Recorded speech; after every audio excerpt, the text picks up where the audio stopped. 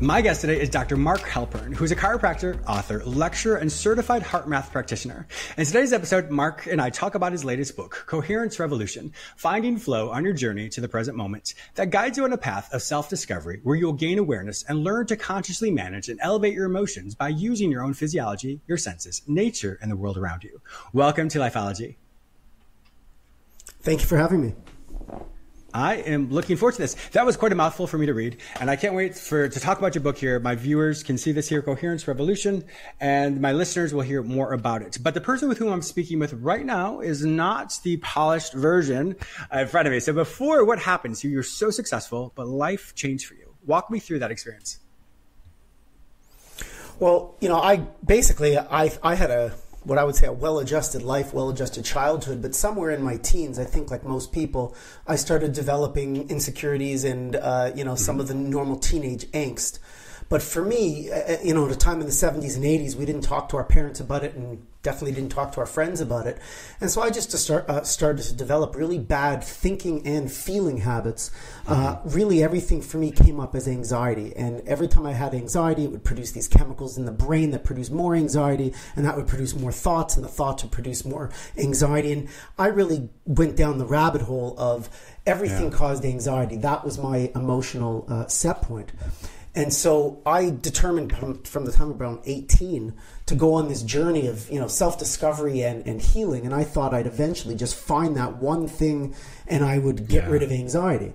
However, what happens is you start off with something new and then you give it a little bit of time and you get disappointed and then you go on to something else, and it becomes this pattern of just failure and not getting what you want, and then disappointment and then hope. And it kept going like that for many, many years, really through my 20s, 30s, and even into the beginning of my 40s.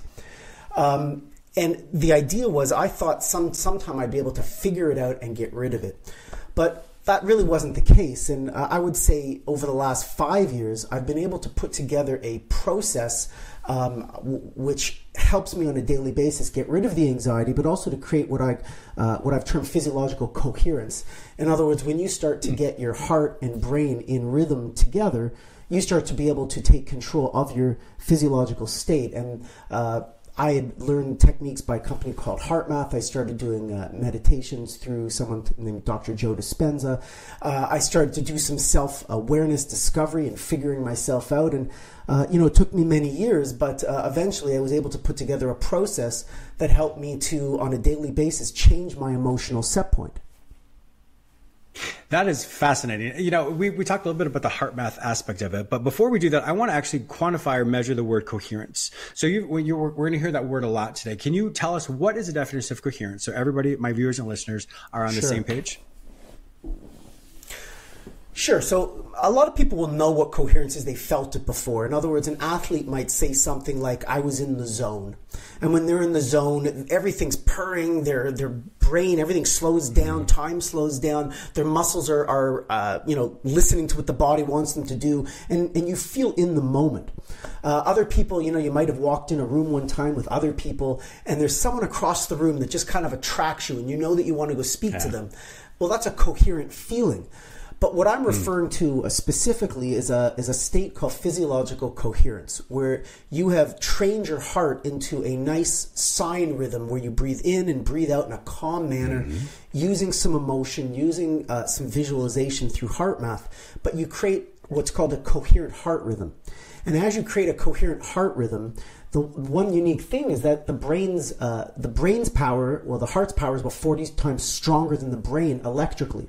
So if you can get the heart into a nice rhythm, you can start to entrain the brain to the same rhythm as the heart. And once that entrainment happens, you start to affect the higher centers of the brain that include pain and immune function and decision making and stress. And so what HeartMath discovered is by using the heart as sort of the base to create a nice coherent breath rhythm, you can start to entrain the brain. And as that happens, then you start to take back control over your emotional state. And the three things that HeartMath really utilize is visualization, breath work, and then using an emotion. And it's really the emotion that is the key, because we're so busy with depleting emotions most of the time that are creating anxiety and stress cycles in our body, that as you start to practice renewing and uplifting emotions, they become more familiar. And as you start to practice the emotions that you want to feel as part of your dream life, those emotions become easier to attain, more familiar to you, and now all of a sudden the life you want to live starts to become more attainable. That's incredibly fascinating. And I know some of my listeners are like, oh my gosh, some people got it, some people didn't. And you explained it very well, but it's a very complicated process. One thing, so just correct me if I'm wrong. Let me make sure I understood this correctly. The rhythm, or in other words, the beating of one's heart, that is often, it has a lot more electrical power, electrical force, energy that goes along with it. So when you connect, when you are able to put your heart in a correct rhythm pattern, then all of a sudden that then aligns with your thinking. It's interesting because in psychology we teach that what you think about determines what you feel, determines how your body responds. And so your entry point is going to come from the physiological aspect, where psychology comes from the mental aspect. And so the intersect there is absolutely brilliant. So because I know that if I'm feeling anxious about something, so I'm thinking about something, I'm feeling anxious, all of a sudden my heart starts to palpitate really fast. And then all of a sudden my stomach feels like it's dropping. And so you're talking about how to measure the heart so that you can regulate the heartbeat, which then works backwards, which then changes your emotion, which then changes your thoughts. Is that correct? Right. So you've just said a lot, and very well. Essentially, the way it works is we do get in a pattern of anxiety, and even breath work or the way you breathe affects that. So most people are chest breathers. They're very short, shallow breaths. Yes. That in and of itself can set off a stress response. But when we breathe in, that is the alert system, the sympathetic system, which is also responsible for fight or flight or stress. When we breathe out, that is the relaxation system. That's parasympathetic. And the longer your out breath, you start to stimulate the relaxation system. And so when you breathe in, naturally your heart rate goes up. When you breathe out, naturally your heart rate goes down. The difference is called your heart rate variability. And the difference, the greater the difference, the more adaptable you are. So for instance, if you breathe in and your heart rate goes up to 90 beats a minute, and you breathe out and your heart rate goes down to 70 beats per minute, 90 minus 70, your heart rate variability is 20. The greater your HRV, the better. And most people have an HRV of 1 or 2 or 5. We want it to be 15 or 20 to increase our resilience. And what HeartMath has found, and not only HeartMath, there's been many studies on mortality rates. In other words, how long you live. The greater your HRV, the longer you live, and naturally it declines as we age. But using these HeartMath techniques, you increase your HRV, so theoretically increasing your lifespan. But what it's really doing is making your heart more adaptable and more resilient. So you're more adaptable to the stressors that you experience. As you get your heart into that rhythm, you can then entrain the brain. Entrainment means making it the same as. It brings it into the same rhythm as the heart. And as that happens, now you're affecting the higher brain centers that are decision-making, pain, fighting disease. Some research that just came out from Dr. Joe Dispenza, which I've been following very closely, is that the more often you feel uplifting emotions, I mean heightened, really uplifting emotions, you actually are starting to change some of the proteins in your blood and some of the scans from your brain to show that your immune system is fighting disease better. So we're just at the precipice of understanding of how uplifting emotions actually heal. And so this whole notion of being in a state of gratitude and love, although for many years it's been sort of the yogis, diatribe, which they talk about, of course, yeah. It's now coming to the science. In other words, feeling an emotion like gratitude or inspiration can literally help you start to fight disease and sickness and pain and stress. And so what this course and book is really all about is learning how to use your senses and the world around you, as well as your own breath, to change your physiological state in the moment and start to change your emotional set point. Going back to from my expertise for the psychological component is if we get too lost in our head, just like you're talking about the physiological aspects, when you ground yourself to reality, you remove the power of the thought. And because when you're focused on, okay, well, I can feel my pants right now, or I can feel my shirt, or I can hear this, or I can hear the background. And so that brings my senses to the moment. So all of a sudden what was so internal, the internal energy then turns external, so it grounds me in the moment. So that's what I'm hearing as well. When you're talking about the the variable from the when you inhale versus exhale, does it, when you talk about how it matches the brain, is it the brain frequency that it matches? So we have from the beta, the alpha, the gamma. Does it work in that respect as far as the frequency aspects, or how does that play out? It does in some respects. In other words, beta, alpha, theta, delta. Beta is normal waking state, but the highest range of beta is stress. And then there's alpha, which is more of a relaxed state, healing, digestion, hypnosis. Theta is dream state and really deep relaxation. And then delta is deep sleep. And so being in a more of an alpha rhythm in your brain, certainly, and even theta, helps to change the coherence in your nervous system, because you're getting rid of more of the depleting high-end beta waves that are keeping you in stress, which is why in the book I talk about how to use nature. For instance, if you've got a half-hour walk to do, you can go right down Main Street with all the lights and the electricity and the people, or you could consciously choose to go down by the stream and do your half-hour walk in nature, which is more alpha. So if you're looking to get the body into a more relaxed, healing state, you can use knowledge of those type of frequencies. When I'm specifically talking about the power, there is electric power and there's magnetic power, the electromagnetic power of the heart. And really, HeartMath has done the research to show how much stronger the heart is than the brain in terms of the electric power. And so literally the beating of the heart, the electricity that's going through, is so much stronger than the brain that the actual way the brain sends messages, the frequency of it is altered as soon as it starts to entrain to the brain, the heart's rhythm. Wow. That's fantastic. For those of you just tuning in today, if you can see me as my viewer or you can hear me as a listener, we're talking with Dr. Mark Halpern. We're in his book here, Coherence Revolution, Finding Flow on Your Journey to the Present Moment. He's speaking about HeartMath and how that really helps change your physiology, which then changes your brain as well. So many times people do get lost in their thoughts, and then their emotions. With HeartMath, what are ways in which people can use the techniques that you're talking about to immediately ground themselves, to be able to have that ability so that the heart is now in line with the feelings and et cetera that they want to experience? What would be some basic techniques? I know people are going to buy your book and take your class. What are some basic techniques that people listening and viewing us right now can do? Well, I think there's a couple things. First is to recognize that you're uncomfortable. Most people just power through. First thing is to recognize, you know what, I'm feeling tension. I'm feeling not right about this. I'm feeling uneasy about this decision, or whatever it is. The second thing, regardless if you know HeartMath, is to just stop and breathe. And I always tell people to be a stomach breather. A minute ago, I talked about most people are chest breathers. So the first thing you can do is actually put your hand on your chest, hand on your tummy, just for some support. And as I do this, I don't want this hand to move. I want to fill up my lower stomach with my nose, breathing in, and fill up your belly. And then as you breathe out, you want to breathe out through pursed lips. So... And the idea is, if you understand that breathing in stimulates alertness, breathing out stimulates relaxation and healing, then I want you to extend your out breath. So it might be what I call a 4-8 breath. So in for 4, out for 4-6 breath. In for 4, out for 6, which is simply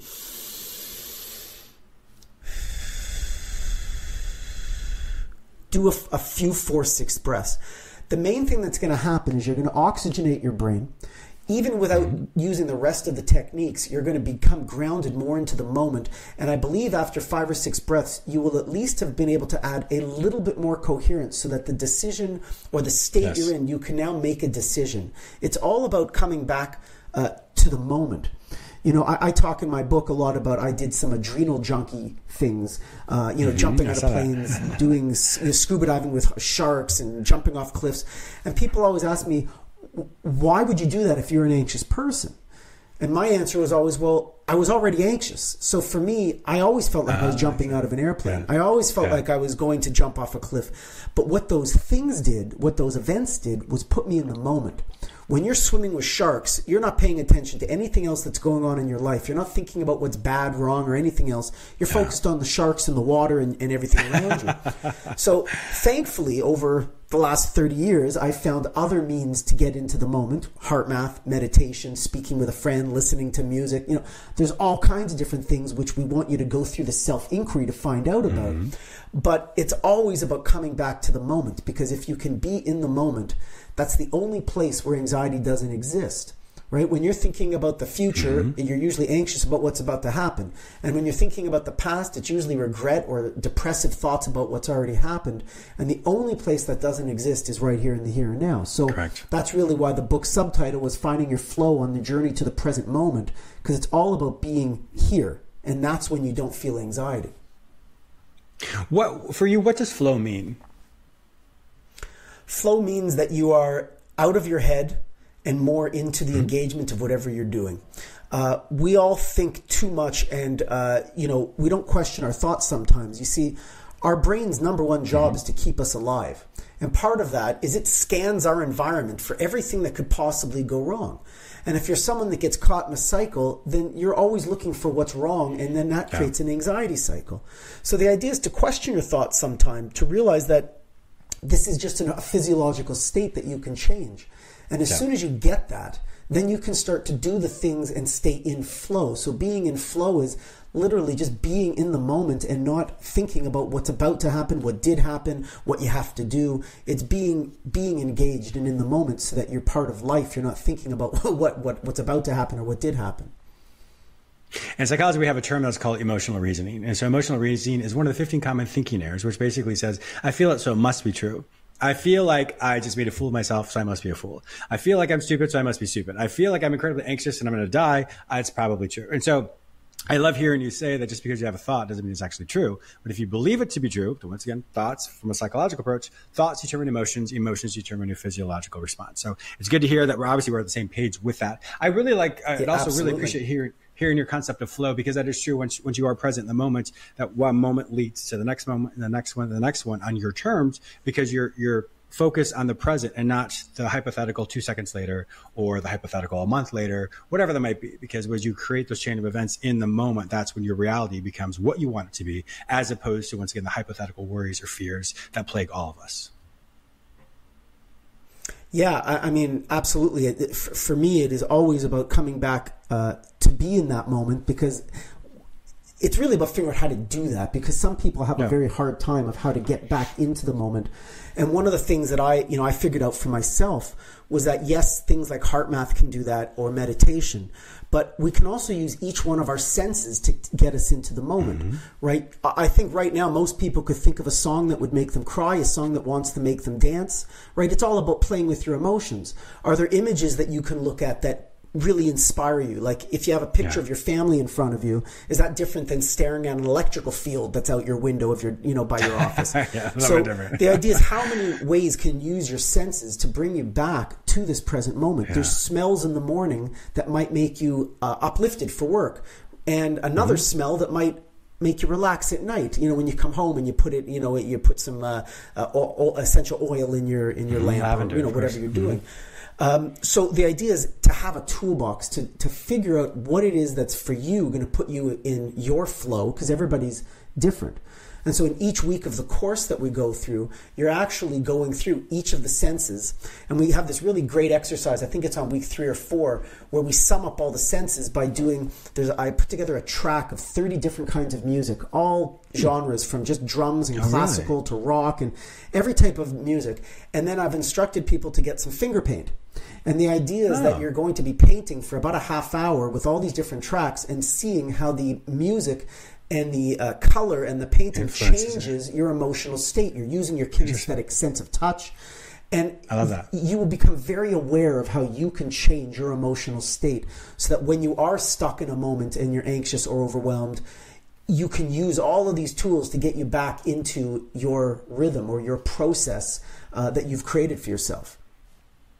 Tell me more about this class, because I know at the time of this recording, as we know, this show is going to syndicate on multiple platforms for many years to come. So I know you have a course that's coming up soon. Tell us about that, because I'm sure that course will continue to play out. And if not, you're going to give us information where people can find out more information to learn more things. So tell us more about this course. The course is a 6-week course, and it's on Zoom. It's live.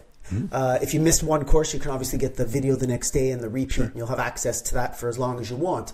But on each course, there's 6 weeks, which gives me a lot of time to be able to teach the specific HeartMath techniques, which have to do with emotional self-regulation.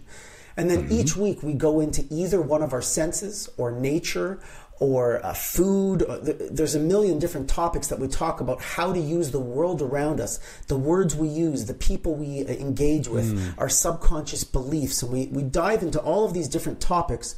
And then there's a workbook that you'll go through so that you can work through each one of them. And after you've gone through your visual, your auditory, your smell, your taste, your kinesthetic, you've gone through the words you use and the people that you want to surround yourself with, you're left with a toolbox of many, many things to change your emotional state. And then what you do, and I think it's week 5 or 6, we put together what's called a daily time schedule where you're going to put together your dream life. From the minute you wake up to the minute you go to bed, everything you want to do throughout your day. And then you go and you do the last step, which is to put in which emotions you want to feel during the day. So you're going to want to feel a different emotion going to work in the morning than coming home at night, perhaps at lunch, perhaps on the weekend, perhaps when you're doing things with friends as opposed to colleagues. There's different emotional states you want to attain. And so you put that in your document. And then the idea is that you start to practice the process that you've set up for yourself.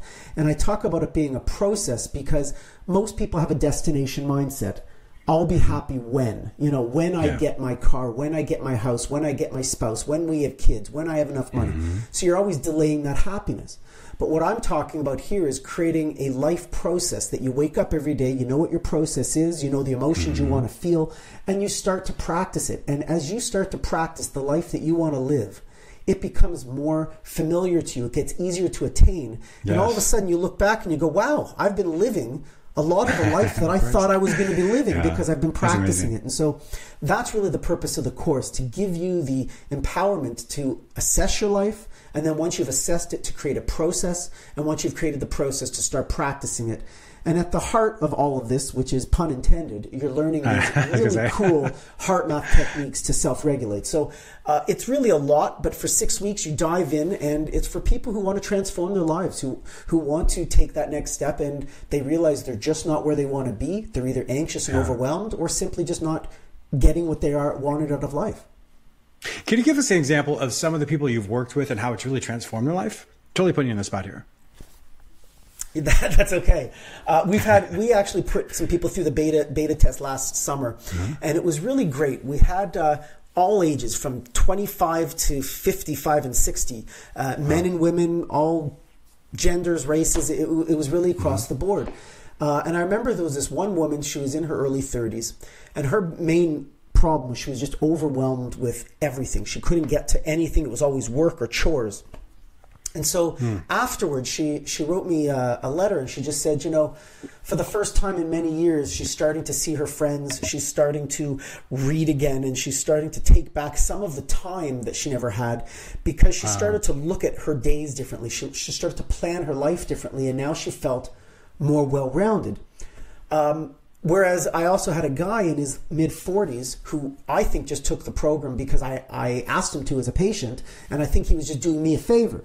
But he came to me afterwards and he said, doing HeartMath, I learned to listen. And I listened to my employees, because he was having a growth problem. His company was growing so fast and his employees just couldn't keep up. And he said, finally, I'm listening to them. And we've created all these new systems. And I realized that me and my wife weren't on the same page. We're now in therapy. And I wasn't spending time with my kids. So now Sundays is our day to do all kinds of cool stuff. Love that. So for him, it was about being able to look at his life and really see what was important to him. And another woman, she was in her 50s. She was stressed out, middle-aged woman with teenagers, and she couldn't keep up. She couldn't take care of everything at home. She was feeling like she was always chasing her tail. And so her thing was, she went home and she had a big discussion with her family. Her kids started to cook meals a couple times a week. Her husband started to cook meals. She now began a meditation practice in the morning, so she didn't help them get to school as much, but they were capable of doing it on their own. And the husband started to chip in. And so her life, she made this transformation of, now you could see even the way she walked. Her headaches were gone. Her neck pain was gone, because she was like this all day at the desk, and she was always under a timeline. She was always under this pressure. And so I think in all three cases, they were very different people, but what they did is they had a skill now that they could, in the moment, change their physiological state, and then they were able to observe their life in general and create a better process for themselves on a daily basis so that they could get up and know that they were nourishing the parts of their soul, really, to keep them living the life they wanted to live. So we're really excited about the results that people are getting going through the process. That is incredibly exciting. And, I love the fact that, the entry point that you have as far as the HeartMath and the physiological approach of using your physiology or changing your physiology. I mean, it's a beautiful, wonderful thing, because like I'm hearing is now people can create a life on their terms as opposed to circumstances or stressors then influencing them. So it sounds like it's a fantastic thing that I highly endorse. Unfortunately, our time is up. We could literally talk about this all day. If my listeners want to find out more information about you and to purchase this book, Coherence Revolution, Finding Flow on Your Journey to the Present Moment, as well as take this course, where they find all this information online? Well, what I did is I set up for your listeners, if they go to www.coherencerevolution.com/2022. So it's coherencerevolution.com/2022. All your listeners can have a free ebook. So they can download the ebook for free. There's no catch. I just want this work to get out there. And there is also a 50% off coupon if you want to dive in and take the course. The book is great and it'll introduce you to these concepts, but it's really diving in, utilizing the 6 weeks to do the self-inquiry, to learn the techniques, and to make your daily time schedule and start practicing the emotions. So there's a 50% off coupon there at www.coherencerevolution.com/2022. So I really hope that I can be working with as many of you as possible and help you create the lives you want to live. Wonderful. Well, my listeners also know that if they cannot find this information any other place, simply go to the show notes at jamesmillerlifeology.com, and I will link you with Dr. Mark Halpern. Thank you so much for being a wonderful guest on my show today. Thank you.